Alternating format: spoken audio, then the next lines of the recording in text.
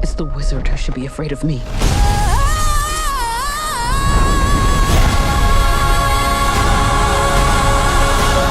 Welcome back to the channel, everybody, to this special Wicked spoiler talk with Anthony A. Perez. How you doing, Anthony?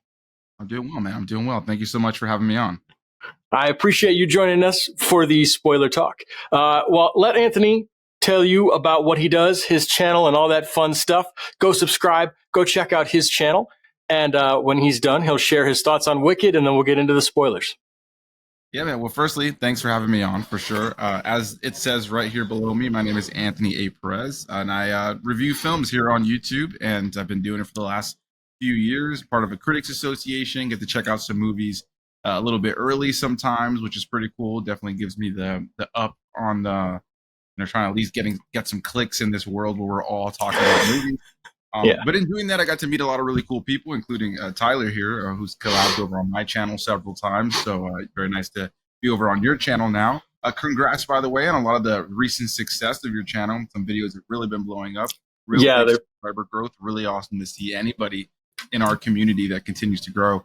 But yeah, if anybody's interested, I cover all kinds of movies, indie films, the big, blockbusters everybody wants to go watch, all those things.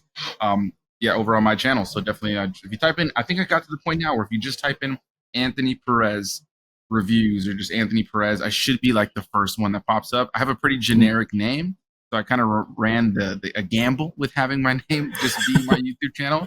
I don't know if it's still the best decision, but I did it, and so I think I should be the first one that pops up. But anyway, if you're interested, go and check out my reviews over there.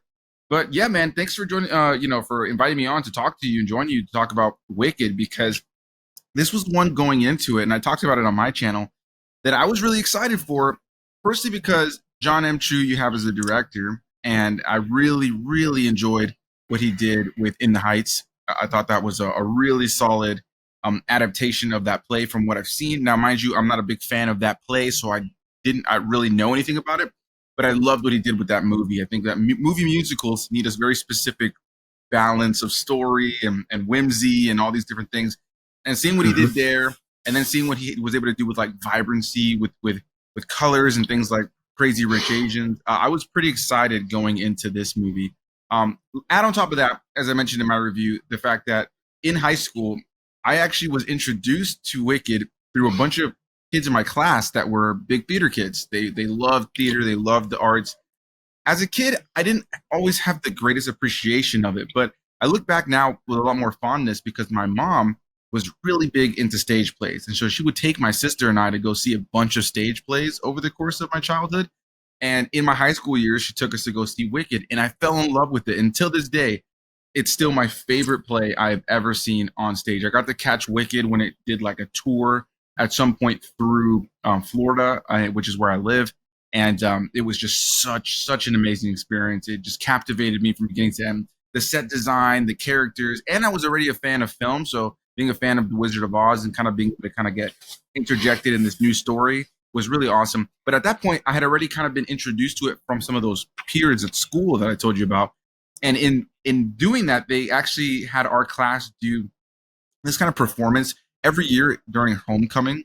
Our class would do, or like every year there'd be a theme, and sometimes it'd be like fairy tales, or it'd be like superheroes, and every class would pick, like I think from like 7th grade up, every class would pick a specific thing within that world. And the year that it was fairy tales or musicals or something, my class chose Wicked. I wasn't familiar with it, but we had some people in my class that took charge, and they like made all these dance numbers to these songs. So that's where I was originally introduced to Wicked, was doing this play in my school. But I fell in love with the songs and doing that. And so all this to say, when I found out this movie was coming, I was incredibly excited. I was, just looking forward to see, can they nail it right, having seen the play. And ultimately, man, all that to say, that long-winded response, to say that, honestly, I really enjoyed the film. I had such a great time with it. I thought that John M. Chu brought so much to it as a director, but the cast in general was incredible. I love how vibrant and colorful the film is. I love the costume design, the wardrobe across the board, the hairstyles, all the things that make you feel like you're in the world of Oz, for starters, as a fan of film, but also as a fan of the stage play. I thought they did such a great job bringing that to screen And you know, one thing I really loved about it too was the songs, because you already love them if you've seen the stage play. If you've seen the stage play, you already know the song. And what I enjoyed about this rendition here was that they didn't try to do one of those adaptations where they wildly change the songs, where they kind of feel unrecognizable just for the sake of feeling new and different. They have their differences, they have their identities that are specific to this iteration, but they feel like something you can sit there, and if you're familiar, you can kind of sing along in your head or hum the words or whatever. And I just feel like they really captured the essence of the show.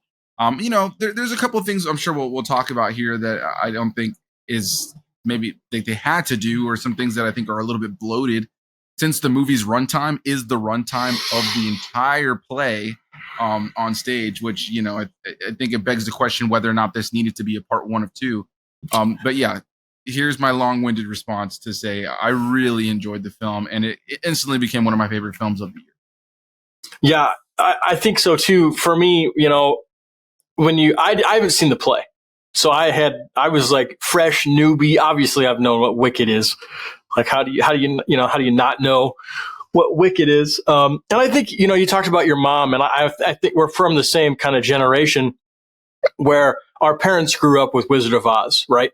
Like, Wizard of Oz was huge in my family, where it was like we watched this every year, and like, you know, my uncle's got like the Wizard of Oz poster hanging in his living room. Like, it's a huge thing in my family. So, but we never saw the play. I never got around to seeing the play or doing. I'm a Harry Potter guy, so I was very locked into the Harry Potters growing up, and that's where that's where my witchy craft love was centered. But this movie was cool, man. I really thought that this, because I was like, well, how is this going to be? Is this going to be too inside baseball, or is this going to be too like for the musical fans? But also, like, I'm coming at it from a filmmaker's perspective, and you kind of are too, you know, a film critic's a film reviewer, you know. So I think we always see movies differently than most people. So I watched it and I was like, well, how is this going to, and I guess I don't know how how other people are reacting. People who are not musical fans, like, is it transitioning into getting those people to be fans of it? I don't know. But I think it's a hit with the people that love it, or you know, that love the Wicked property. I think it's killing it, and yeah. No, yeah, I definitely agree. I think it's one of those situations where it's killing it with the fans who are already fans of this stuff. But you know, I think something that's really strong about the film as well is it has this ability to kind of be an introduction point for a lot of people who haven't really been familiar with it. I know a lot of people like yourself who weren't really familiar with the stage play. They knew of it, but they didn't really like know the songs or know the story specifically, and were able to kind of come into this movie and feel like they were, you know, the movie was made for them too. And I think that was the best thing to do with something like this, right? Because when you go see any play, you know, on Broadway, or, you know, just when it comes on a touring kind of thing, or just a stage play in general, you know, it's like they got that few hours to like to tell a story and captivate you and grab you as the audience member, and you're either going to leave and say it was boring, or you're going to, you know, you're going to feel connected.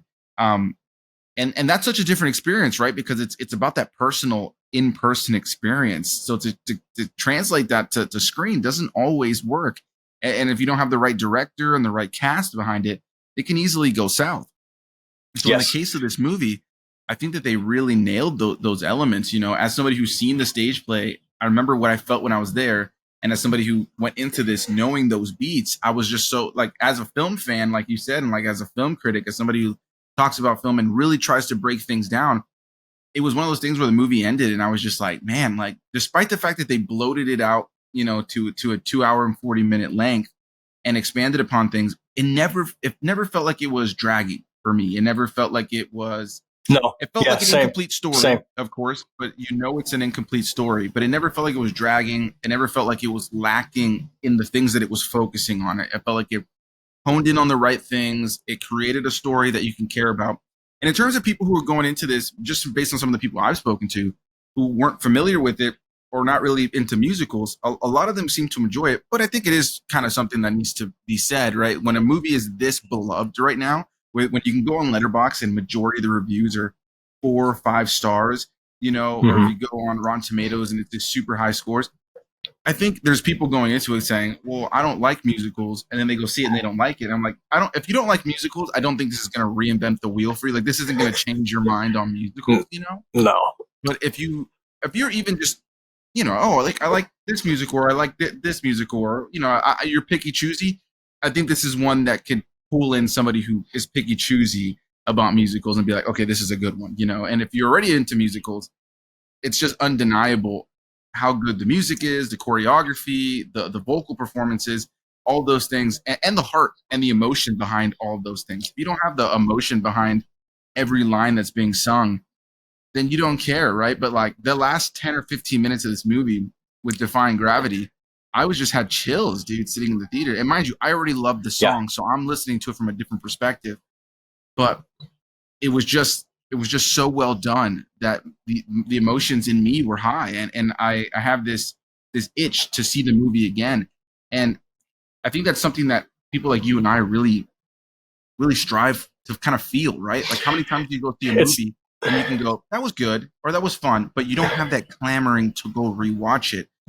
And when you can watch a movie that makes you go like, I want to see that again, it's magical, man. It's a magical feeling. It's magical. And I used to feel that a lot more when I was younger.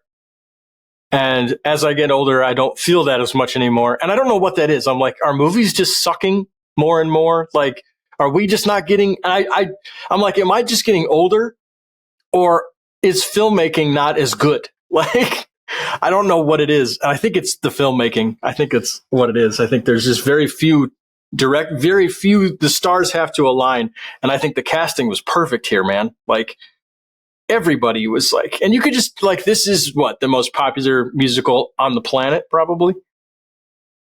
Pretty Right? much. If not, I would say this is probably the most popular like musical that was like birthed as its own thing. Of course, it's an extension of the Wizard of Oz, right? But like as its own thing. I think there's like a book too, but like outside of that, though, like of course there's like the Lion King musical that's really popular. But true. That's more of a like direct expansion from the movies, you know. So it's like people go see the Broadway musical because they love the movie, whereas people love Wicked not necessarily because they love the Wizard of Oz, but because they love Wicked, you know. Yes.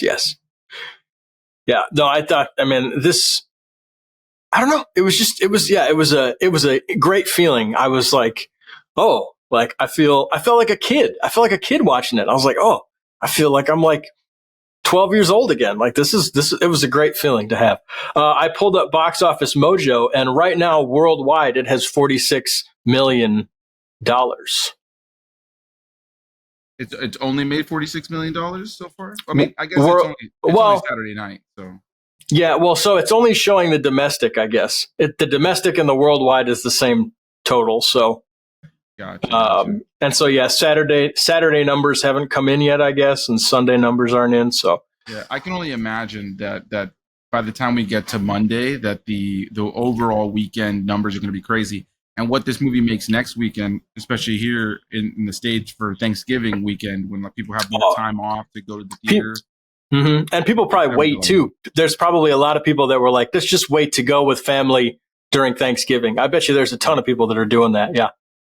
Yeah, theaters are going to have a big boom next weekend because it's going to be second weekend of Wicked, first weekend of Moana. Like, there's going to be a lot to go see. The monkeys. So the monkeys are coming up here. One thing that I didn't know this because I haven't seen the play, but so in the play, they're like humanoid animals. And then as they lose the ability to be more humanoid, they become more animal-like, but like completely. Whereas in this movie, I guess they're straight animals from the beginning. What did you think of that? Because I didn't know that I didn't know that was a difference. Right. Yeah. So that's one of those things that I expected a little bit, because it's like, you know, when you have characters playing animals in a play, you know, it's going to be a guy in a suit. It's kind of like the Shrek Broadway play when they had that going on, right? Like Donkey's just a guy in a suit. So I kind of expected them to translate it a little bit more to just being like animals with a little bit more sentience. But as you see in this movie, they're trying to suppress that. They're trying to kind of eliminate that from from the world. So that's gonna kind of play into, I'm assuming, what we see in the next one, and they'll probably just keep them looking like animals. But yeah, I'll just say that I guess I kind of expected them to do that with the live action adaptation. I would have been Okay. surprised if they would have been more humanoid, but it begs the question, because you have like the lion from the original Wizard of Oz that they easily could have gone that approach. But from the little scenes we see in this movie that show Dorothy and the rest of the gang there in brief moments, the lion looks to just be a lion. So Yeah. um, obviously they wanted to kind of have a different approach with this movie Mm-hmm. altogether. And I know nothing about the second half, and I kind of want to keep it that way. I want to go in fresh. Right. So, just so for heads up for talking points. Yeah, no, for sure. I'll definitely steer clear from and I think it's one of those tough things, right? Because it's like, to a degree, you already know what's coming, right? Because of how the movie ends, and because of the Wizard of Oz, you already know where we're headed, at least with the character of Elphaba to some degree. Yes. But yeah, of course, I'm not going to sit here and spoil it, because the reality is, I think that this is going to be a fun entryway in for a lot of people. And I can totally see that the stage play will likely have a boom in success after the release of this movie. I can only imagine ticket sales for the stage play are just going to, like, the people who are working the Broadway play right now are thrilled, because their jobs have never been more secure than they've ever been, because of the success of this movie. So yeah, it's going to be interesting to see how it affects things moving forward. But I do think it's going to be one of those situations where a lot of people are going to want to, go see the stage play maybe before part 2 comes out, so they kind of have an understanding of the whole story, and now they can kind of think about that when they watch it, or like they'll wait till part 2 comes out because they don't want to have any spoilers, kind of like yourself. And I think this is going to be a good entryway for a lot of people to enjoy the story, and this will probably become the definitive version of the story for a lot of people. Oh yeah, sure. Because there's people like me. Well, I enjoy musicals, but what I have, like, obviously it's been out for 24 years now, right? The play, or 21 years or something. And I have not been out to see it. So clearly I'm more of a movie guy. So yeah, this is a way to get me to see the story. And you're right.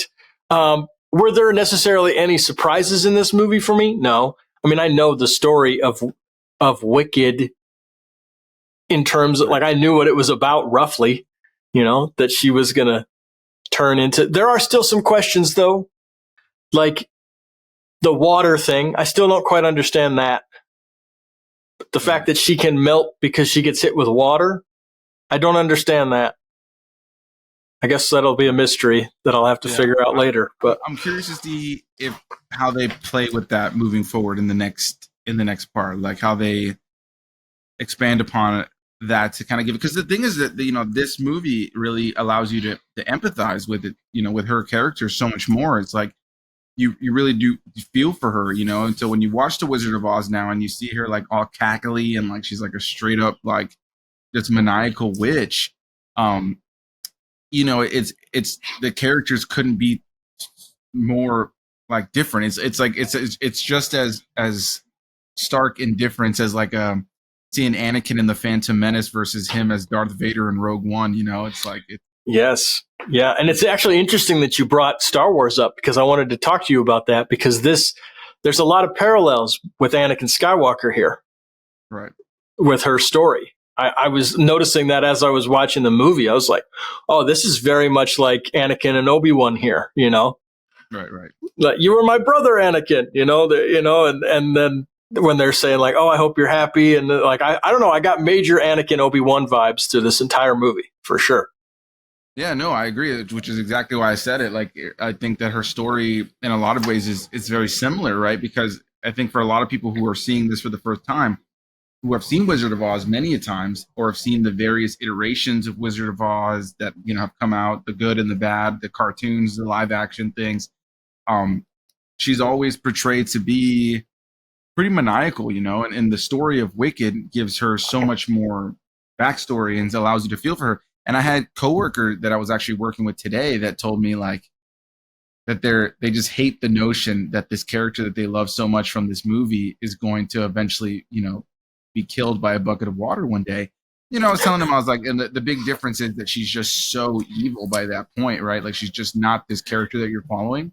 And it's unfortunate, right? That the unfortunate part of the story of Wicked is that with the knowledge of the Wizard of Oz, there's no Anakin redemption story arc. You know, there's no, you know, there's no her like overthrowing the bigger bad or something. You know, like ultimately she goes down as the villain. So this is just more about kind of like showcasing how she became that sinister person. You know, how you can really care for a character and just watch them, you know, go down the wrong path and stay down the wrong path. You know, and it's unfortunate because the movie does a good job of getting you to root for her, especially with the songs that they give her.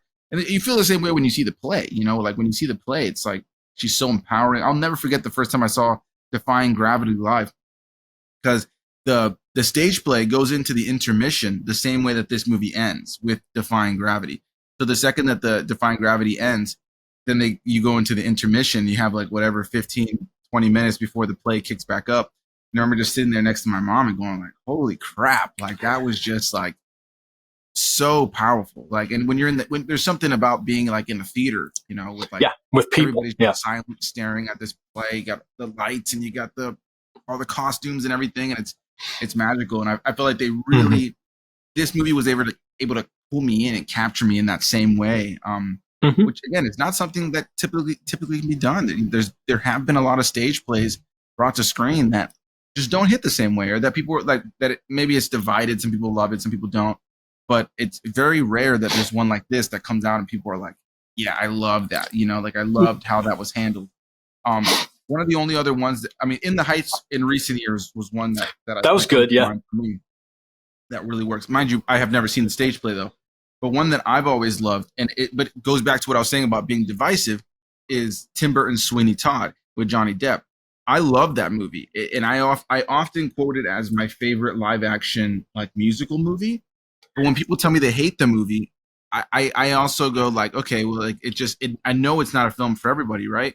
Yeah. But then I got to see last year, I was in New York and I got to see Sweeney Todd on Broadway with Josh Groban playing Sweeney Todd, which was amazing. Oh, and it was so cool to see it in that, to see the story that I saw first as a movie now on the stage, and kind of see some of those differences and how it's handled. And all that to say, it's like, I think what they did here with Wicked is just really astounding, because the stage play of Wicked is absolutely phenomenal. Like it blows other stage plays out of the water, even really good ones. And then what they were able to do by translating that to a movie and keeping it as arguably one of the best on-screen musicals I feel like I've ever seen. It's magical. Now, of course, there's going to be preferences. People are going to have taste. People are going to have, you know, ones that are true to their heart from their childhood, or something that came out in the right time. I'm really partial to like La La Land from like the last like 7 or 8 years or whenever. Yeah, I like that movie a lot. Yeah, I like I like the music in that movie too. The music, you know, Emma Stone and Ryan Gosling are just their charisma is like everything in that movie. You know, another perfect casting. If you had somebody else in that movie, I don't know if it would work. It's just kind of like when the stars align, you know, it pops off. But I mean, this has to get nominated for so many Oscars, right? Like this is going to be, and probably win a ton. Like, come on, dude. Like best adapted screenplay, like this has got to win that, right? I would assume. Right. And like, it's going to be interesting to see, right? Because this is going to be a crazy year at the Oscars. Last year, like there was like those key ones that you were like, okay, that's going to be like up for like Oscar contention, you know, the Oppenheimers, the Barbies, you know, like there was a couple in the mix that you were like, yeah. And then there was those indie ones in the mix, those ones that people were like, I've never heard of that, but like if you're really into movies, you've seen it, kind of thing. This year, there's going to be a mixed bag of all those, right? Like those big art house films that are starting to kind of trickle out here in the latter part of the year. There's going to be a big mix of all those. But also, man, I mean, it's been a long year. When you look back, it's like Dune Part 2 is part of this year, you know? So you think about like set design, you think about like adapted screenplay, you think about like CGI, musical score, like there's a lot to contend with this year. I think if Dune Part 2 had come out last year like it was supposed to, it would have given Oppenheimer and Barbie a real run for their money. And here now this year, I mean, it's going to be tough, man. It's going to be really interesting to see who gets nominated, who wins these awards, because there's been some big hitters. Like, and if I just scroll through the movies I've seen this year, there's always a moment of like, oh yeah, I forgot that came out this year, you know? Yep. And there's a lot of movies in the world of animation that killed it this year. There's movies in the horror genre. There's been incredible performances across the entire year. Like so many like big movies where somebody would be like, oh, that performance was great, you know? And sure, there's like the fun movies like a Deadpool and Wolverine that I don't expect are going to win awards, but like, you know, we're just like a good crowd pleaser kind of thing.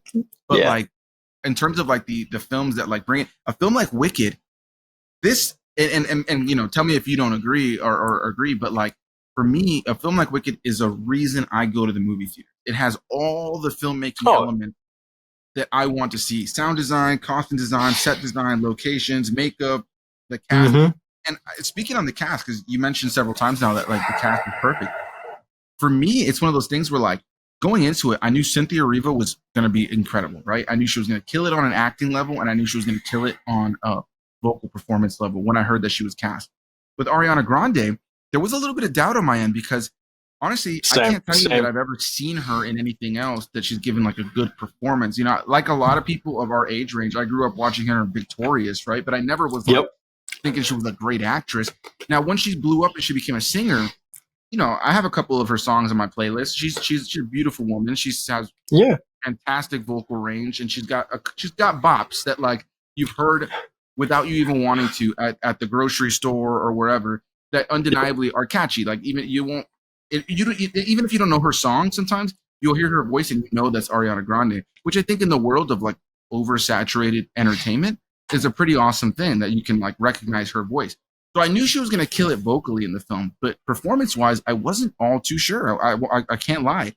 But after seeing the movie, I thought that she brought everything that the character of Glinda needed in this movie. She captured the silly, whimsical tone of the world of Oz, and was able to tap into that while also having these great nuanced moments where like she felt like human, you know, and I love that you were able to kind of like laugh at how selfish and self-absorbed she is in so many ways, but also have these like small moments where you really feel for her connection with Elphaba, especially in like the scene where she gives her the hat, and you know, then she comes into the big party at the end, the ball, and in the movie, and she's, you know, everybody's laughing at her and stuff, and that moment between the two of them there, I think that was the moment where I was already impressed with Ariana Grande before that, but that was the moment where I was more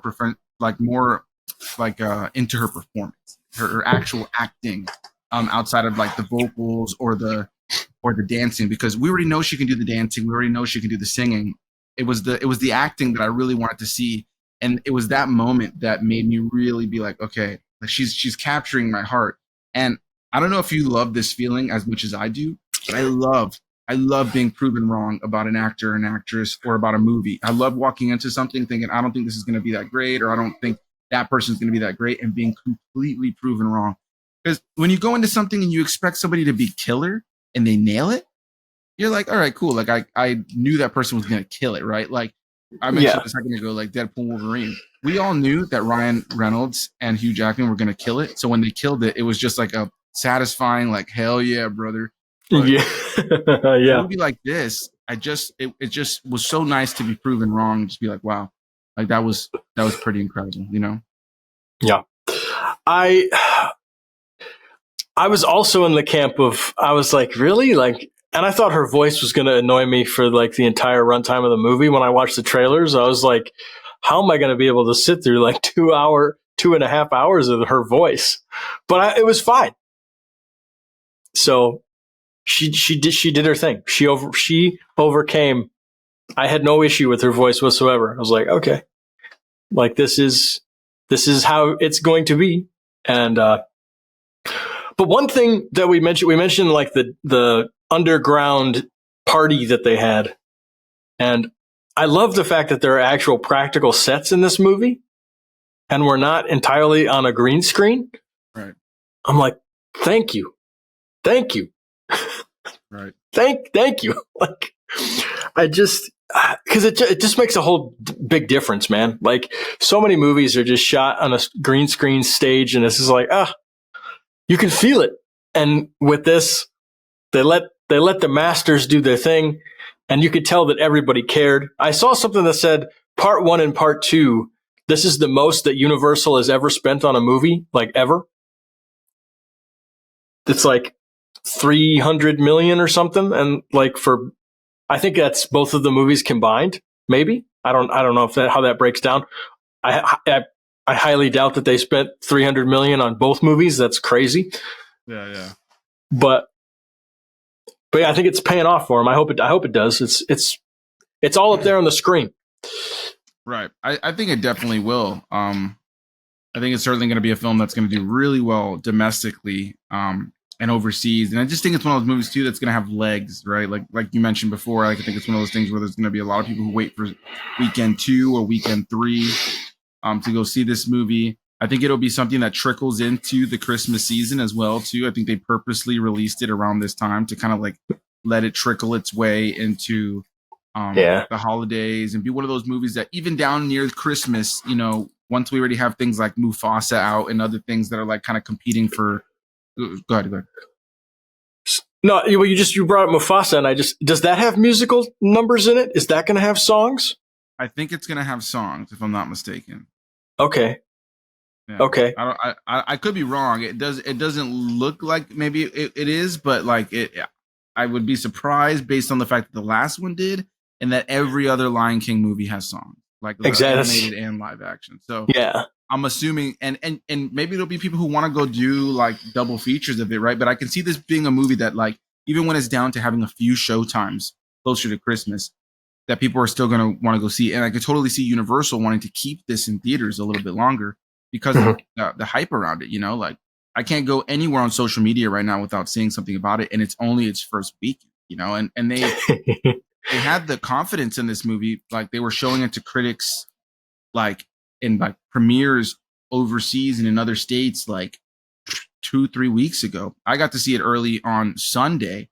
And over the course of this whole week, I know people who saw it on Monday. I know people who saw it on Tuesday. I know people who saw it on Wednesday. And now here we are on Saturday. Technically, the first day of actual ticket sales was Thursday. So I think that just shows that they were confident in the product they had here. And they know that fans are reacting well to it, you know, and there's that word of mouth. There's people wanting to go back and see it again that are ginormous Wicked fans. And there's people like you and I who are like, you know, like just movie fans who are like, yeah, I want to experience that again because it made us feel something that we don't get to feel too often, you know, like. No. I think that there is a lot of great filmmaking in the world today, right? Like, I think as people like you and I who watch a lot of movies, undoubtedly every year you find a bajillion great movies. But because there's so much, you also sift through a lot of like forgettable movies or just flat out crap, you know? Like, the reality is this year I've seen so many movies that were just like enjoyable, good time, probably have zero desire to rewatch it. Or if I do, it'll be sometimes way down the line when I'm just like, oh yeah, I remember that movie. But with the amount of movies and TV shows that come out on a weekly basis nowadays, you know, you want to feel something magical. You want to feel like a kid, like you said. And this year for me, when I think about movies that have done that on different levels, there's a movie like this one, or a movie like Dune Part 2, or a movie like Inside Out 2, or a movie like Deadpool and Wolverine, that all were able to, in different ways, kind of capture this kind of sense of like being a kid. But you know, I think Wicked is just like all around, like you said, man, just the filmmaking on this. But look at that shot we got going on right there that you have there. It's like everybody's in a costume, everybody's hair is done up, everybody's makeup is on point, you know, and that's just like, we're seeing some of the blurriness in the back, but you know, we know what that scene looks like, right? Like all those extras there. Another movie recently, I don't know if you got the chance to see it yet. You know, everybody's going and getting glicked this weekend or glicked this weekend. I don't know if you've seen those memes, but I have not. Yeah, so there. People are trying to make this weekend like a Barbenheimer thing, with Gladiator 2 and oh yeah. So it's like you got to go get your Glicket on, I guess. But I still have to see Gladiator, but that's another good example of like, I don't think the story of Gladiator was as good as the original film, but it's definitely a good one. But like Ridley Scott, like he filled those scenes with tons of extras and everybody's in costumes and swords and sandals. And it's just like, you undeniably as a film fan can't help but be like, this is awesome. Like this is, it's great to see that compared to a world where we know how many movies do we see on a yearly basis where like, you're like, that guy in the back right there and everybody standing there is fake, you know, and it kind of kills it for you, you know? And so I like that you can look at this shot right here and know that those are all extras behind her. Her wardrobe looks great. Her makeup looks great. And that area that they're in is a physical set. Like, I'm sure there was some CG enhancements in the backgrounds and the top there, but the lighting, everything about it is just so practically well done. And just, you can't help but be like, well, yeah, dude. Yeah. I mean, I don't know, you know, I understand, but is it really, you know, and I go back and forth. There's people like, oh, you know, it's, you know, oh, and I guess, is it cheaper to do all this CG stuff? I don't think so. It's like, it's got to be cheaper to just build a set like this and just costume a bunch of people, you know, pay them for this. I don't know. This scene probably took what, maybe 3 days to shoot, maybe 2 days probably to shoot this scene, maybe less. I don't know. But yeah, it makes a huge difference. And I just hope that we don't lose that going forward, you know, because yeah, man, look at that. Yeah, no, I mean, look at that. That's just great, you know. Like everybody in the movie looks good. The locations look good. Everything about it, and even the CGI. Now that's one thing that's going to be dependent on an individual person. I'm curious your thoughts on this because you do visual effects. You know, like we talked about this. For anybody who's interested, we did. I have a series on my channel called Random Rambling. I haven't done it in a little bit, but it's essentially like a podcast series, and I've had people on for one-on-one discussions, and I pretty much interviewed them. And I had Tyler on. And I interviewed him, and Tyler does visual effects. You know, he does a lot of different stuff like that, has created and rendered all kinds of stuff. And we talked about that. And, you know, I'm of the opinion that like a movie like this, like I like that the CGI was able to be realistic to a degree. You know, when you look at the bears in the movie and like some of the animals you see and the monkeys and stuff, but the movie knows it's in the Wizard of Oz world. So there's a sense of cartooniness, and I like a sense of cartooniness with CGI as long as it kind of fits the tone of the film. And so I'm curious, what are your thoughts on that? Do you like the CG in this film that's used? Do you think that kind of realistic yet cartoony look kind of fits it? Yeah, I think it works, especially for this one. You know, we're in the fantasy world, so I mean, I guess my mind is tweaked a little differently. So I'm always being like, oh, that's a CG character.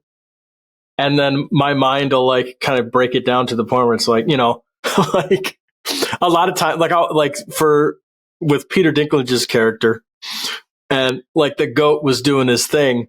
And my brain can like separate that where like I can see it in an editing timeline. And like I look at the audio track underneath the footage. My brain does that sometimes. When I'm watching a movie, it's really weird. And I'm like, oh, okay. Or like I picture Peter Dinklage in a vocal booth instead of the actual animal on the screen. It's weird. My brain does weird things, man. No, I mean, I definitely have those moments too with certain things, but I can only imagine that there's, like a certain outlook that you have because you have, you know, had to create something from scratch. And then you have an image of something and like a 3D image of something on screen that didn't exist there. So that's a experience I'll never understand, you know. So that's why I was curious your thoughts. So did you like the aesthetic of some of the CG characters, like the monkeys and like all that kind of stuff in this movie? Yeah, I thought the monkeys were cool. And then I really enjoy, you know, when she's like flying, I was like, oh, that's exactly how the witch flies in Wizard of Oz. Right. Like the way that she accelerated on the broom and like the trail that's left behind her and the way, like, I don't know how to describe it, but like the way that she's like moving in the frame and she doesn't really like, I mean, I've only seen it once, but like, I don't really think she doesn't move. I think that was a restriction from that first movie where it's like, there wasn't a lot of like leaning, like in Harry Potter, like Harry, like, you know, Daniel's like doing this stuff and doing this. Right. But like back then, when you're filming Wizard of Oz, I don't think you could really move like that. So you got to be real stiff and rigid on that broom, and you're just kind of like moving the person across the screen. Right. So, and they did the same thing here. And I was like, oh, that's cool. Like that instantly, it clicked. I was like, oh yeah, that's the Wicked Witch flying there. Like, there we go. Like that's, so I did enjoy that. Going back to Defying Gravity, that was definitely a moment where I was like, okay, this feels very CG to me. And I was like, I bet this feels way cooler on the stage and in person. Like, I just kept, it was cool, but I was like, this is in front of a green screen. That it did take me out a little bit. It's a cool moment. Everybody loves it. I know everybody's been raving about the moment in the movie, and they said, oh, it's basically a shot for shot from however a shot for shot can be from a play. But like, I felt a little robbed because I was like, I bet that's so much cooler in person, like, and feels so much different. But right. That's just me. And you're right there. I would say you're definitely right, because here they have her like flying around. She's like, they kind of expand upon it a little bit more. She's, there's breaks in between certain lines that she says so that she can fly around for a couple of lines of dialogue that they kind of cram in there. Whereas in the play, most of the dialogue, she's just, there with Glinda on the stage. And then when she rises up, it's like she's like at the center of the stage, and it's just her rising up with the lights on her, and all the characters are just at the bottom, and she's not like flying around the stage. It's just her at the center, kind of risen up. And so it's just cool to be in a room where now this actress is now like up high, and you're kind of just like, more than anything, you're captivated by her vocals. And I think that that's what really still works about the scene in the movie, is that like, despite, the criticisms of the CGI on like from the green screen of her flying around, the vocals really carry all that. Like Cynthia's performance is really what's making it like absolutely top tier. So, I think you make a good point there. But I think similar to the play, it's the vocal performance in that moment that really captivates the audience. Yeah, the cinematography was incredible. This was what's her name? Amy something. I gotta shout her out. You said obviously this movie is longer than the play. It's about the same length as the play. Yeah. Oh, okay, as the entire play. But you said that they expanded upon things. Can you talk a little bit about what they expanded? Because I have no idea. Yeah, I think it's one of those things where the stage play, you only have so much time, right? And you kind of have to like get these lines of dialogue moving, and then they got to change the sets and stuff like that. This movie, it's interesting because I was talking to one of my coworkers who's like a big Broadway person, like big stage play guy. Like, he's known in my job for being like the theater guy. And so I was curious. I saw the movie before him, and I was curious when he saw it. I was like, like in some ways, even though it doesn't invalidate my opinion, I was really curious to hear his thoughts because, he's coming at it from a different perspective than I am, as a film fan. And when he saw it, like we spoke about it and the length, and he had the same kind of opinion of like, they nailed it. And it's this interesting thing where like, they were so faithful to the story. It doesn't feel like a movie that is unfaithful to the story as it is. But they were just able to kind of like give those moments a little bit more time to breathe. Those moments that you see on the play, enough so to expand it to a 2 hour and 40-minute movie. But the songs are there in the order that they're in the play. The story beats are there in the order in which they're in the play. There's just a couple of scenes that they're able to kind of like expand upon things just a little bit more, add a little bit more nuance. Sometimes I don't know if you've seen a stage play anytime recently or when the last time you saw one is, but sometimes the actors, because they only have so much time, they got to hit their marks. There's this kind of thing of like getting up there, saying their lines, and a couple characters are kind of saying their lines kind of quickly back to back. This movie allowed things to breathe a little bit more, allowed there to be space in between the lines, let the scenes kind of play out like a normal kind of like how people would kind of interact, There was a couple of scenes, and I said this in my review, right? I've seen the play on stage one time. and I've listened to certain songs in the movie, in this play, a million times. But I've only seen the play one time, so anything that they may have like really cut out, or like little details that maybe like I'm forgetting aren't in the stage play. Some of those details I can't speak to as clearly.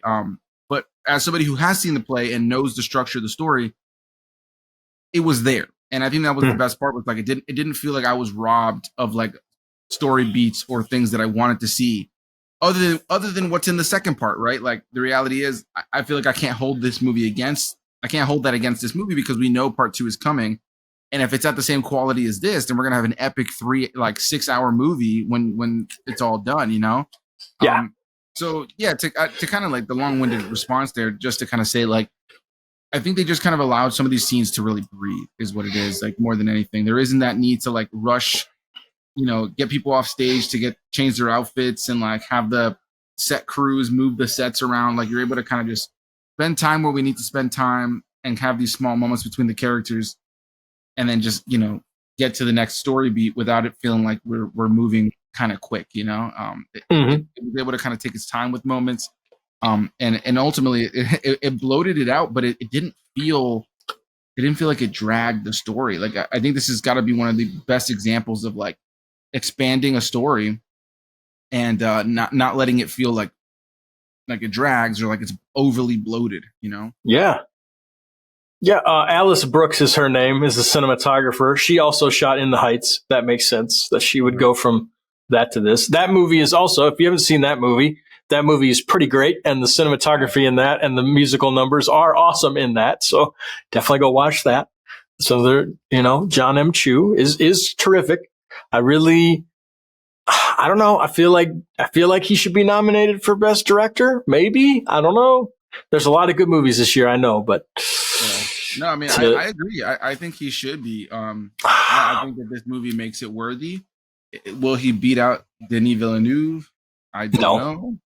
Probably not, but that's where it's tough, man, because there's been some movies this year, and even now, like, you know, there's a lot of movies that haven't come out yet that are just like, that are putting out some really interesting work. Like, there's a movie that I got to see a couple weeks ago, and I was so surprised I got to see it so early, but it comes out in December, an A24 film called The Brutalist, and it is 3.5 hours long with a 15-minute intermission in the center.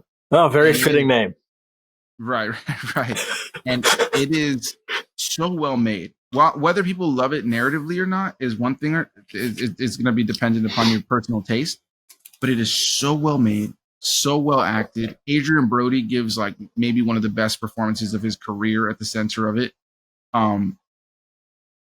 Like, got Guy Pearce in there, like, that gives like an excellent performance as well. Felicity Jones, like a lot of big names. But like, that's one movie that's coming here on this latter half, similar to Wicked, that like I think is going to be part of just trying to grab the Oscars' attentions at the end of the year, you know. And so it's going to be interesting to see, you know, because it's going to be crazy. All that to say, though, I do think John M. Chu does deserve. I do think, if I was to say anything, I think that this film deserves nominations for Best Director, Best Musical Score, perhaps. Whether it wins it or not is, I think, at least deserves it.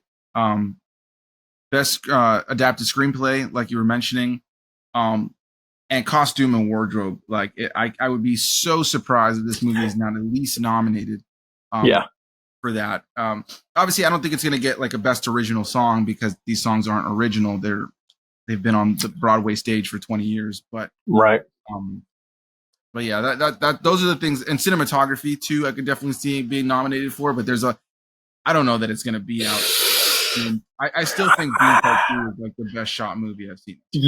Yeah, it's definitely got, especially because when you think about, like, it's like, oh, you know, they went out to the desert, like they were actually in the desert shooting that stuff, and it's already to shoot a pretty image not in the desert. So right, exactly. Imagine having to do that in the desert. So, man, oh man. So here's my question: Do you think that they go? And I know I don't know everything about the second part, but I know that there are references to the actual events of Wizard of Oz in Part 2. do you think, and I think that we see some things, we will definitely see some things, right, from the original Wizard of Oz. Do you think that's going to be enough, or do you think that this emboldens them enough to remake the Wizard of Oz? So funny enough, before the movie came out, and I started to hear that this was going to be a part one, I was surprised to hear that because of the length of the movie that had already kind of been spoken about. And so there was this part of me that was like, oh man, what are they going to do? Now, a rumor I started to hear was people were saying that they were going to do Wicked as part one, like the whole story of Wicked, which obviously that's not what we got, but that part two was just going to be a retelling of Wizard of Oz. That was some of the rumors that I had heard. Now, of course, that's not exactly what we're going to get, as they still have more of the Wicked story to tell. But I do think we might be in a place where that might happen. You know, like, do I feel like it should happen? No. But, and the only reason I say that is because, like, the Wizard of Oz, man, like, we've had so many tellings of it already, like, in other forms, you know, like, the Wizard of Oz is one of those weird ones where it hasn't gotten, like, what people would consider, like, a remake, but it's had like other interpretations because it's a book, right? So like it's got other interpretations in like animation or something like The Wiz, or like, you know, some like kind of pseudo sequels that have come out that are like kind of tied to things but not really, or like prequels like the Oz the Great and Powerful that literally, like, this movie completely squanders everything that movie introduces. Like, I don't know how well you remember that movie, but like I kind of did a little revisit of parts of it because I was curious, because I remember that the Wicked Witch is in that movie played by Mila Kunis. Right. But in that movie, she's played, like, her character's name is Theodora, and then she kind of like becomes green later on in the movie. But like, I think most people consider Wicked, even for the last couple decades now, I've considered Wicked to be like the definitive like prequel story to the Wizard of Oz, you know? Mm-hmm. We've had all these other kind of like connective pieces. And I honestly, I'd argue that most of them, outside of maybe something like The Wiz, that's kind of like a cult classic, I would argue that most of them are not really all that good, you know? And so it is one of those things that begs the question, like, man, The Wizard of Oz, like, it's just such an integral film for its time. The songs, the whimsy, the characters, the quotable lines, the Technicolor kind of advancements at the time. But I think you make a good point, right? Like, could they feel emboldened? I'll tell you what, if they nail it with Wicked Part 2, and then they say John M. Chu is going to do The Wizard of Oz. Exactly. If he's not doing it, don't do it. Right. Because it would suck if Wicked Part 1 and Part 2 were so good, and then they do the Wizard of Oz remake, and it just sucks. And then you're just like, dude, like, why did we do this? Like, it would just become one of the many like remakes that we've gotten over the course of decades that just feels like, why? Like, it's so funny to me how many of those exist. How many remakes we have that ultimately just like leave you as a viewer just going like, I'll never watch this version ever again. Like, and all those people that spent their time making the movie, it's just like, you could have done anything else. If anything, I would prefer another story, even if the Wicked Part 2 ties into the events of Wizard of Oz, kind of like they did with this movie, where it's kind of like see the characters from the back, it's alluded to, you kind of like know the bigger picture. Mm-hmm. I would prefer something that's set in the world of Oz in the future with new characters, like and I feel like that would be the way to go versus like retelling a story that we already know so well, you know, like we know it so well. Or, I mean, there's even other books too, right? Isn't there? It's like a whole series of books. So exactly. I'm sure there's more in the books that we haven't even seen yet. For at least, I mean, I don't know. I haven't read them, but yeah. I don't know. I think we're almost 100 years. I mean, we're pushing. We're getting there. You know, in a handful of years, we'll be 100 years. So I don't know. I mean, older people might be pissed, but I'm like, you know what? I would welcome it, especially if we're following this hype train, and if John M. Chu wants to do it, if all of these people sign up and they're like, yeah, maybe not right away, maybe we wait like 10 years or what, I don't know, you know, we'll have, Cynthia and Ariana, they can get a little bit older or whatever. And then we come back and we do it, we say, and Cynthia and Ariana are back again. And then it's like, I could see that I don't know, in like a decade, I'd be like, all right, I'm back. Let's go. Yeah, right. Like we could maybe do it for like the 100-year anniversary of the Wizard of Oz, like that. That could be a pretty, because I think what it came out in the 30s, right? Like 30s, 34, 30, 35, something like that. I could be wrong. I need to look now. I'm not exactly 30, 39. Okay, so we'd have to wait a while, but yeah. But I mean, I guess that is quite a ways.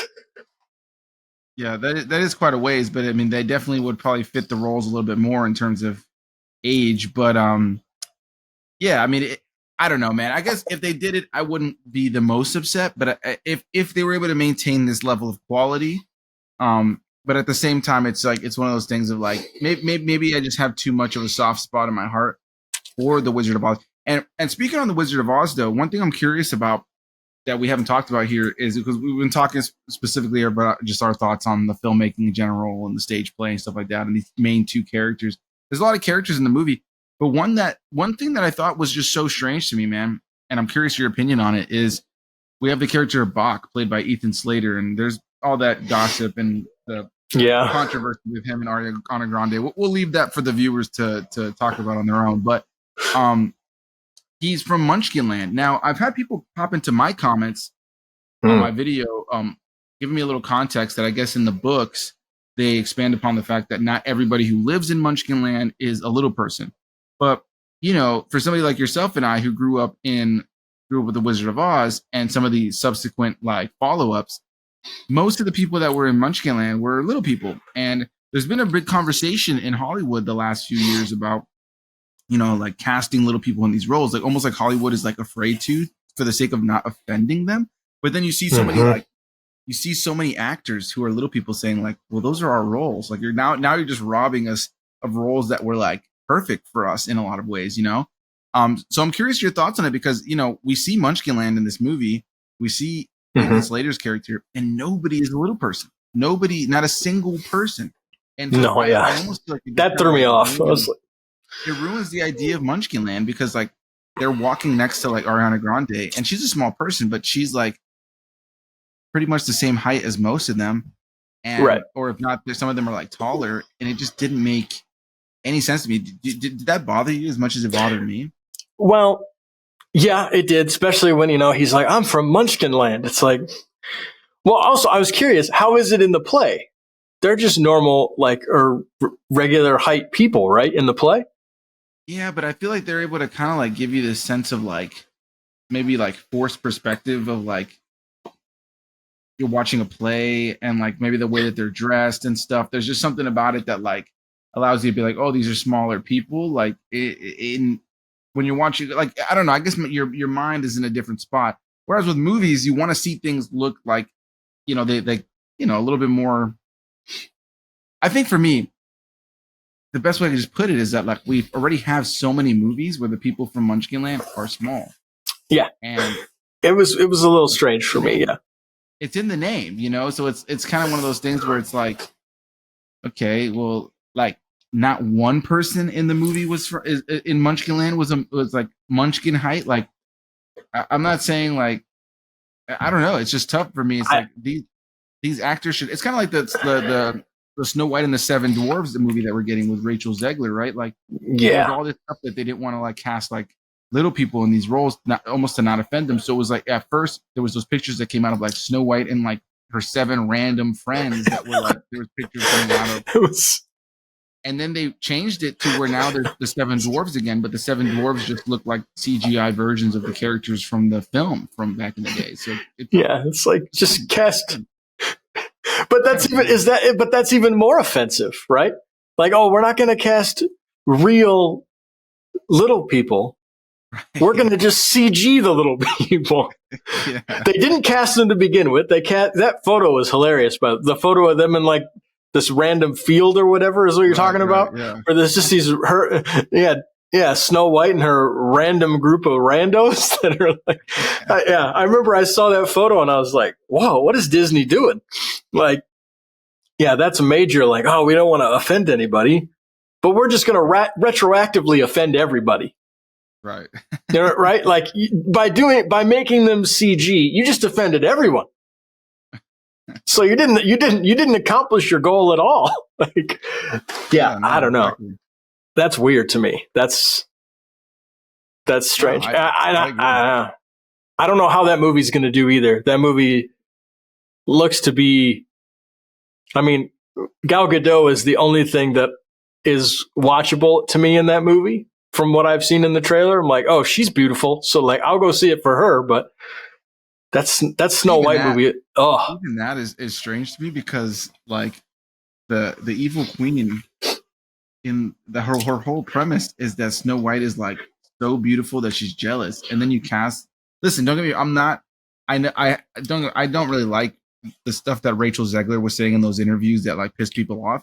But yeah, I I've don't seen her either. in plenty of things. I think she's very talented. I think she's a beautiful girl. By no means am I on this hater train of like fuck Rachel Zegler. I'm sorry, I didn't mean to curse on your channel, but by no That's means okay. am I like on that hater train of like just like, you know, I don't want nothing to do with Rachel Zegler. Like I'll see her in movies. I think she's a beautiful girl. I think she's got talent. Um, but I'm sorry, Gal Gadot is just one of those people that's just so attractive, like that. It's like it doesn't make any sense to me to have No, her it be doesn't. the one who's jealous of Rachel Zegler. Like it just doesn't make sense. Like I think Shia LaBeouf is a good-looking guy, right? He's a good-looking guy. I think he can kind of pull himself together in a movie. But if the evil queen variant who's like jealous of his handsomeness was like Chris Hemsworth, it just wouldn't make any damn sense, you know? Right. Yeah, I don't know. That's an interesting, who knows what Disney's doing? I don't know. Hopefully they can pull themselves together. They're, Yeah. We'll see. We'll see. I don't know. Hopefully Mufasa is good. I'm hopeful, man. People didn't like that first live action remake. I enjoyed it for what it was. It's definitely not on the same height as The Lion King, but you know, I took it for what it was. Hopefully, this one, I think it's got like a new director and it's like less At least, tied yeah. to like, yeah, like it's not trying to be a remake, you know. No, and it's a new story, right? I don't think it's adapting anything. So it's like, okay, this is what you should have done to begin with. Right, exactly. This should have been the first one. You shouldn't have retold the Lion King. Just make this one. Right. But yeah, it is what it is. I wanted to ask you, so you got like a thing from A24, right? I saw the thing. I don't know where you posted that, but I saw like screeners or something. And they got there's a whole list of all the A24 movies. Do you have every single one of those movies? So yeah, it's actually Neon. It's not A24. Oh, sorry. Yeah. No, you're good. You're good. But yeah, so I this happened to me last year. I've only been in this Critics Association now for a little bit over a year. Last year, around this time, as we got closer to the end of the year, is like where the studios start to send out what they call like FYC screeners, which are for your consideration, just for like award season. Because I'm part of a critics association, even though I'm not part of like the big critics associations that like get to like rank, like vote in like the big ones that kind of matter. My association still gets to kind of like we have like a vote at the end of the year of like best cinematography, best director, best picture, all that kind of stuff, and then our association kind of has like a consensus that comes out that That's cool. The studios look at. So it's pretty awesome, man. But yeah, around this time, my email, like right now, my email is just completely bombarded with a bunch of screeners digitally, and then they'll start sending stuff at home too. So last year, and from what I've spoken to other people, Neon does this every year, where they'll put a collection of their movies in like a really cool like booklet kind of thing. And it's also it's like a nice chance for me to catch up on all the movies of theirs that I haven't seen from this year. And maybe rewatch some that I really enjoyed from earlier in the year. And I, based on last year, and what they did this year too, they'll always sneak one or two in that still haven't come out yet. That you get to check out quite a bit early. So, in this box that I got yesterday, this box set, There's a movie called 2073 that I don't think is meant to come out till like January. That I currently have in that box. So I'm gonna probably check that out somewhere in the next couple of days. But then there's something like Honora that I haven't seen that everybody's said really good things about. That I missed out on in theaters. So I'm probably gonna pop that in and check that out. So yeah, it's pretty cool, man. And then like A24 will usually start to send out some as well too, and some other studios like. And sometimes it's stuff that I've already seen that I'm like, okay, cool. I don't really have time to like. I kind of have to be picky, choosy, right? Like I've already seen this. I want to try to get as many 2024 movies under my belt by the time the year's over, just so I feel like I have a really strong like options to choose from for my top 20 best and my top 20 worst. You know, which I love to do on my channel. It's a fun time of year for everybody, where everybody can kind of have these wildly different like top 10 best and worst that are like. Sometimes have the same options, or sometimes they're kind of mixed matched, or sometimes people have completely different movies that you haven't even heard of, you know? Right. So yeah, that's what that box is, man. Super cool though. And I'm very grateful for the opportunity for sure. Yeah. That's why you guys have to go subscribe to Anthony, because he gets in early. So if you need to know, like I don't get in early. Like I just go as a normal human being. I'm not cool like that. So definitely for the early reviews, which is why I love to go to your channel when you drop stuff early and you can see things before everybody else can. And then I kind of sit there and I'm like, oh yeah, like my bro Anthony, he's going to see this thing, and then I'm going to go watch his thing, and I'm going to get to know how it is. I don't know. I vicariously, I feel cool through you, but so yeah, definitely go subscribe. Thanks, man. I appreciate the kind words for sure. And listen, man, all I'll say is this, man, and I think you should look into it because you have a really decent subscriber base. You know, you have content that does well in your channel. Looking to see if there's a Critics Association near your area and apply. You know, like worst thing you can do is get shut down, right? But like, I would say like that's literally what somebody suggested to me, and to anybody else who's watching this who does film criticism as well, and maybe you've been on it for a while, whether you do it like on a blog or you do it on YouTube. Look into your local area and to see if there's a Critics Association. I had friends who were seeing movies early all the time, and I was just like, and they had, you know, they were doing movie criticism, but they were like around the same level in terms of like viewership or in terms of like subscriber or like follow, or their blogs had like kind of a similar kind of like viewership kind of growth. And I would just always be like, dude, how do you see these? And you're like, oh, I'm part of a Critics Association. And so they suggested looking one up in my area, only for me to learn eventually that you know, my area had a Critics Association. So I applied, and 4 or 5 months later, I hadn't heard anything back. And then eventually I got an email, and they were like, hey, we'd like to accept you, like give you the opportunity to be accepted. And I was like, I had completely given up hope. I was like, oh, this isn't going to happen. But I just had to kind of wait it out because I applied not knowing right at the perfect time, but I think I applied like right at the beginning of their application window.